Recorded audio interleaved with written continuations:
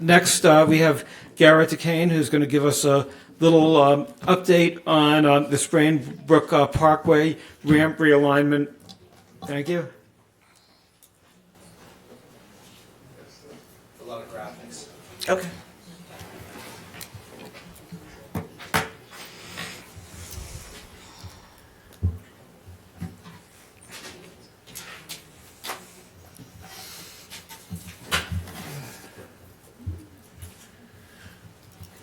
Okay, good evening Supervisor Feiner, Town Council members.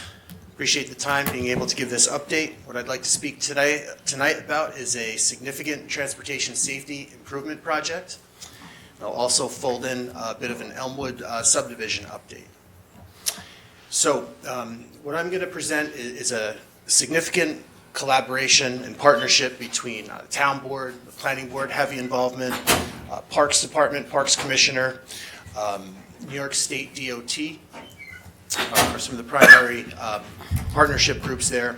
And all of this arises out of the process that contributed to the redevelopment of Elmwood Country Club, which was a former golf course and is now approved for 113 single-family homes.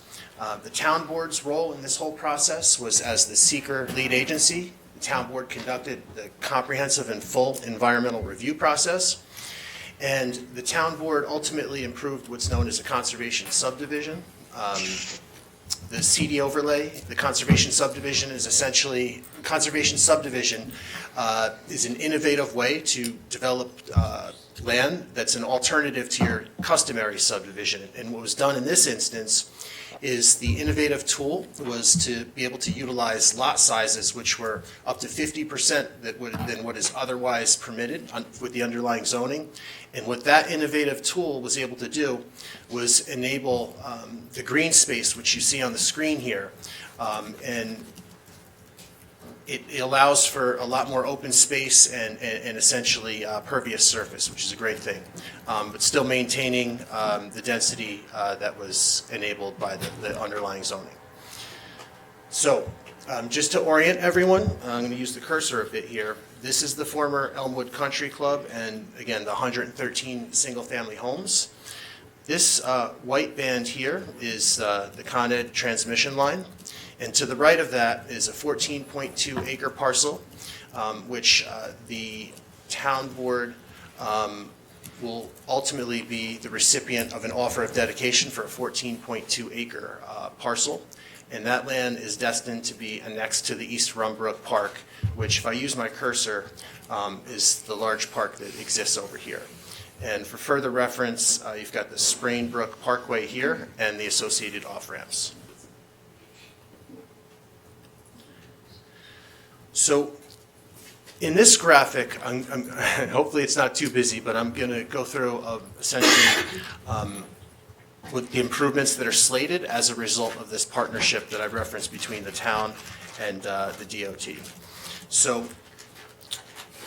the New York State DOT always, as its involvement in the Elmwood Country Club redevelopment, identified that the developer had to contribute some transportation improvements.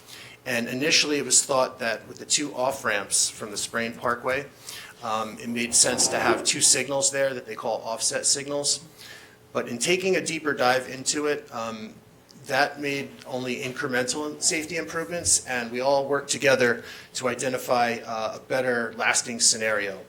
So in working with the developer, the town, and the DOT, what was derived at is a longer-term solution, and that is to do the following.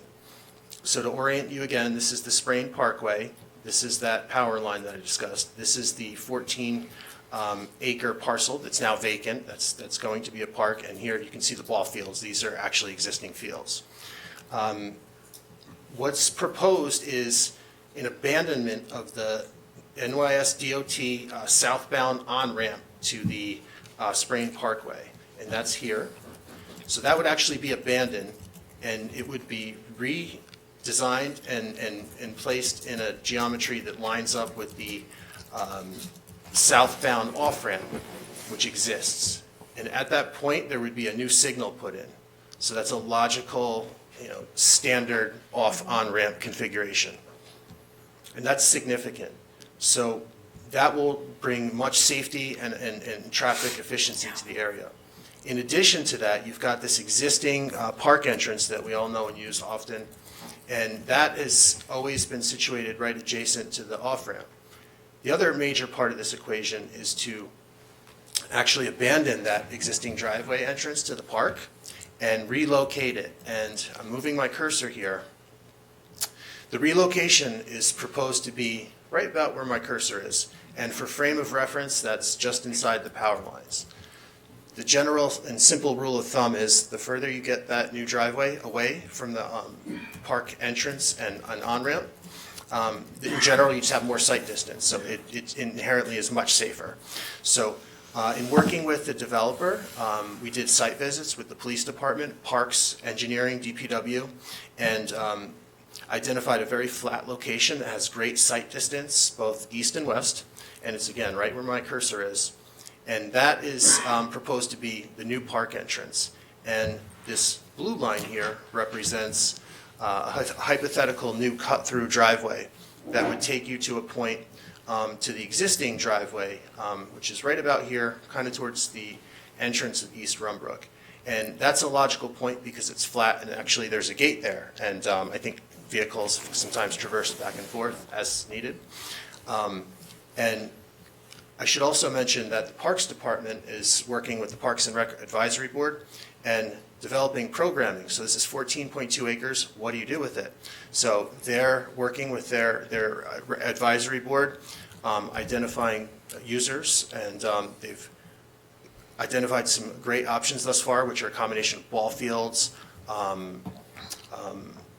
a park for disabled persons. There's a variety of programming that they have a vision for, and there's an architect that's assisting the Parks Department to come up with that programming. And we have been able to pass off the design for this new entrance to the town's architect for the park, so everyone's working together.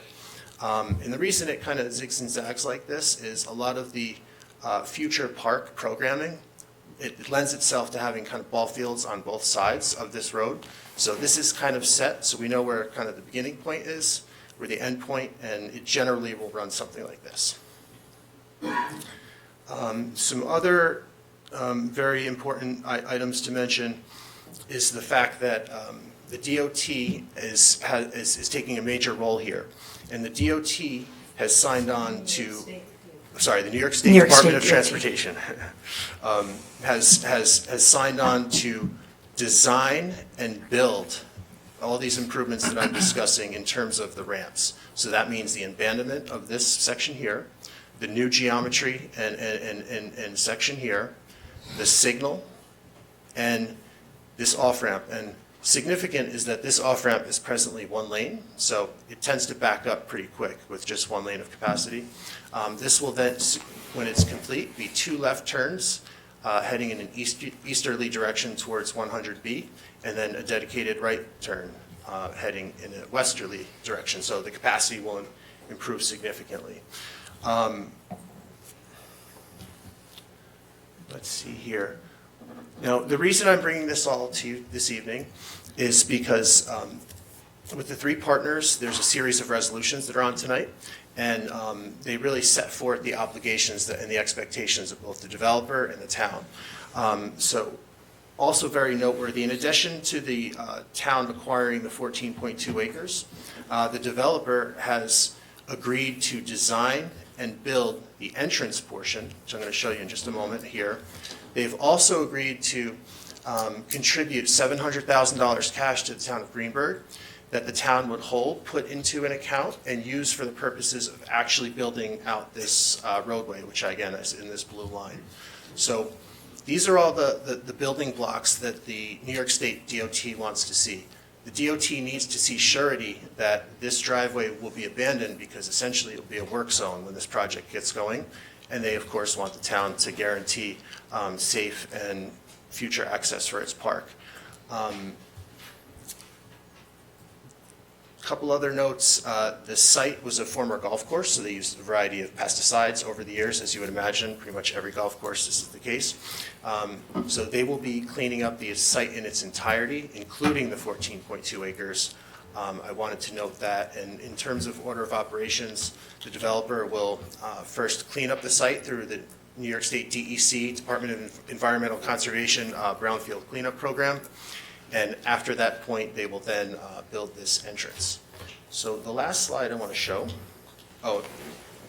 this here, if you look on the screen, I made it less busy so that you can kind of see the final product. So what I did, so this is the before, and this is the after. So you see the logical meeting point for these ramps in the future. I tried to gray out the existing road here. So again, that's before, that's after. So this represents massive safety improvement.